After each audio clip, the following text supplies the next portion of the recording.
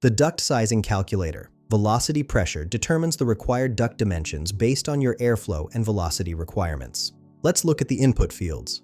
First, we have airflow rate in CFM, where you enter the cubic feet per minute of air that needs to flow through your duct system. Next is maximum velocity in feet per minute, which sets the upper limit for airspeed to control noise and pressure drop in your system. Now I'll demonstrate with a simple example.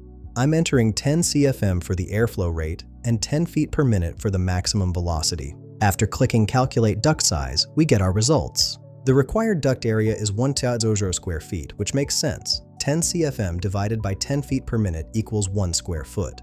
For a round duct diameter, it shows 1.1 inches, with 14 inches in parentheses. The calculator also provides rectangular alternatives. An equivalent rectangle with a 1.1 ratio gives us 12.0 by 12.0 inches, while a 2.1 ratio option shows 17.0 by 8.5 inches. This tool quickly sizes ducts for optimal airflow performance. Find the link in the description below.